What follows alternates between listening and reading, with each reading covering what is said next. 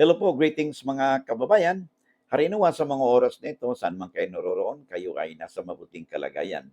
Sa mga hindi pa po nakakilala sa akin, ito po muli sa Atty. Rogelio Wong ng Batas Pinoy.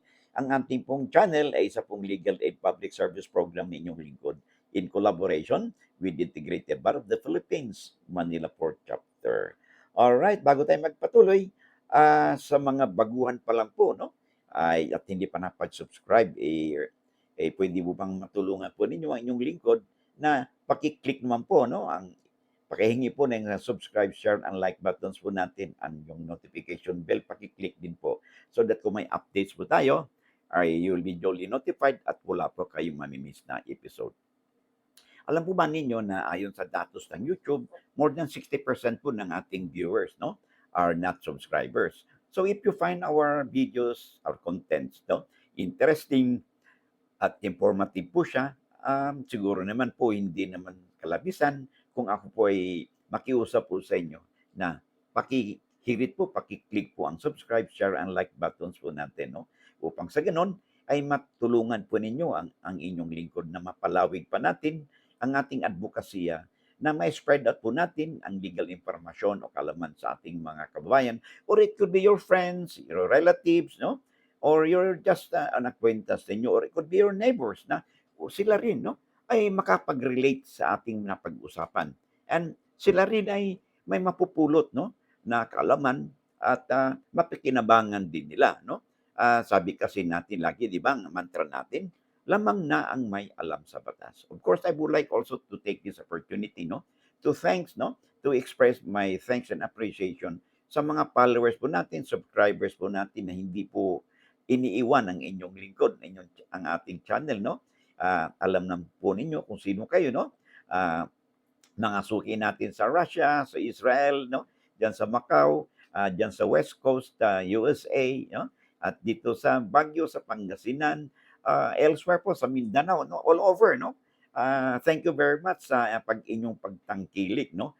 And I hope nandyan kayo lagi, no, and highly appreciated po ng inyong hindi pag-skip ng ads po natin, no? And of course, yung nagpadala po ng super chat, I really appreciate this gesture, okay? Although hindi po tayo obligado na magbigay po ng whatever remuneration, kasi po ito po isang legal aid public service program po ninyong lingkod in collaboration with the Integrated Bar of the Philippines, Manila Port Chapter.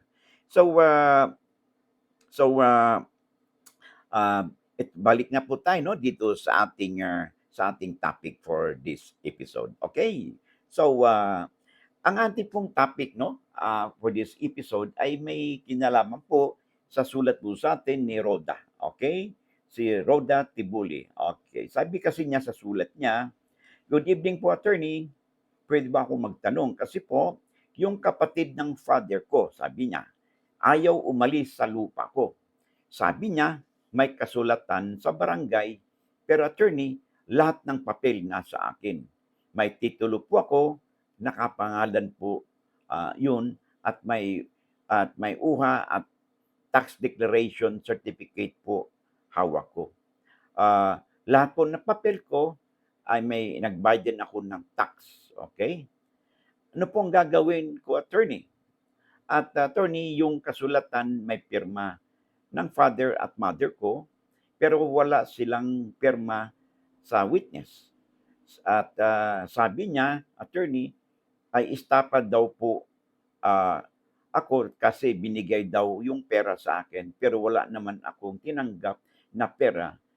Ang pinagbigyan nila si father ko po at hindi ko po hindi po ako.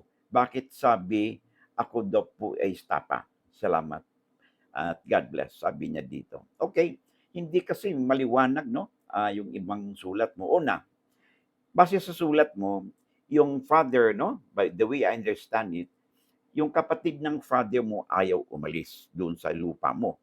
Sabi mo, yung lupa mo ay nakapangalan sa iyo yung titulo, tax declaration certificate, at ikaw nagbabayad ng buwis. In short, kung nakapangalan sa iyo, ay kayo yung may tuturing na registered owner. Ngayon, ang hindi maliwanag dito ay bakit ayaw umalis. Okay? Di sinabi kung ayaw, basta sabi mo lang merong kasulatan sa barangay. Ang problema, Roda, ay hindi mo naman sinasabi kung ano ba yung kasulatan sa barangay. Anong klase yan? Pero pag hinimay mo naman yung sulat mo kasi pumapasok na diyan yung sinasabi mo na nagbigay ng pera sa barangay sa base sa kasulatan, no? May pirma ang father mo at mother mo pero walang pirma sa witness. Ano bang pinirma ng father and mother mo? Hindi maliwanag. Okay? At bakit nagbigay ng pera? Okay? Hindi rin maliwanag. Okay? Ah, at at bakit tinatakot ka na istapa? Okay? Alam mo yung istapa, ayan ay paglilin lang po, no? Deceit po yan, no? Na kung saan ang isang tao ay nanloko, kumbaga. Okay? So bakit ka iasunto niya ng istapa? Ang ano dito ay parang tumanggap ka ng ang parents mo tumanggap ng pera. So ano bang reason kung bakit sila tumanggap ng pera? Ito ba'y sangla? Sinanla ba nila yung lupa mo o binenta nila? Okay? Alin man doon. Kung ibinenta ng father mo na kayo naman yung may-ari, ha? Ay nawala kang pahintulot, ay hindi po valid yung kanilang ginawang bentahan. At kung tumanggap man sila ng pera at wala namang sabi mo, hindi ka tumanggap, abay hindi mo kargo yun. No? Ay pananagutan ng father at mother mo na tumanggap sila ng pera. Sila kung if at all, ay maaaring sila yung nanloko because ari pinagbili nila yung lupa nila, lupa na sabing lupa sa kapatid ng father mo. Kung kaya't ayaw umalis doon sa lupa mo, no? Kung kaya maaring kung totoo man na pinagbili nila, bay sila dapat ang mananagot, no? Ng istapa kasi nanloko sila or maring sinanlan nila, okay? Kung sinanlan nila ay walang kinalaman ito doon sa usapin sa pagpaalis mo, no? Doon sa kapatid ng father mo. So most likely, okay? Most likely ay nagkaroon ng bilihan sa barangay ang nangyari, no? Sa property nito na di umani tumanggap ng kabayaran yung father at saka mother mo. Base sa kasulatan sa barangay. Problema hindi po maliwanag. But we can just assume no na dahil may pera ang lumalabas dito na tinanggap ng father at mother mo ay maaring nagkaroon ng bentahan o maaring nagkaroon ng salaan.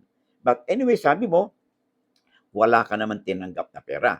So may istapa ka ba? Hindi. Una, wala kang tinanggap na pera, sabi mo. Pangalawa, kung ano man transaksyon nila doon sa nasabing lupa na nakatitulo sa'yo, no? Abay, labas ka na doon. Sila yung mananagot ka. Sabi mo nga, kayo ang may-ari ng lupa kasi kayo ay naka-register doon sa inyong titulo as registered owner. Sa tax declaration certificate, kayo rin at kayo rin nagbabayad ng amilyar. So therefore, being the registered and lawful owner, you have all the rights, no? Of ownership sa lupa mo, including the right of enjoyment and possession and to deprive yung uncle mo, kapatid ng father mo, of possession. So, pwede mo siyang paalisin doon sa lupa mo kasi kayo yung may-ari. Now, kung ayaw niyang umalis, no choice na kayo kundi sa first step, pumunta kayo sa barangay at ireklamo ninyo ang kapatid ng father mo o tiyuhin mo, okay, upang mapalis siya.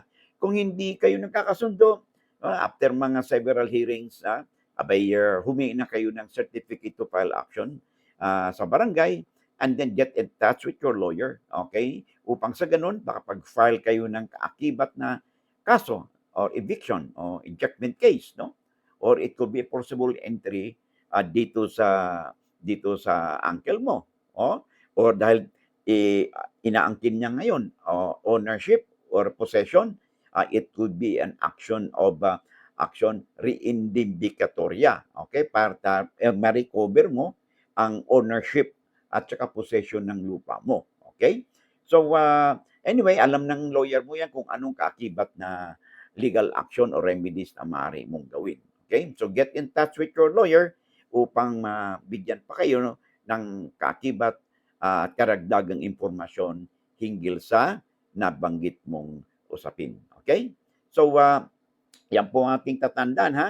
And then bago tayo magpatuloy ay sa kapapasok pa lang po, puwede po pang, humirit po sa inyo 'no, at meron naman pong replay po ito 'no. So, uh, if you find our video, our contents po nating channel informative at, helpful naman po sa inyo, hindi naman po siguro kalabisan kung ako po ay, makiusap na kung hindi pa kayo subscriber, ay paki-click po yung subscribe, shares, and like buttons po natin upang matulungan po ninyo ang inyong lingkod na mapalawig pa natin ang ating advokasya sa kababayan natin, no?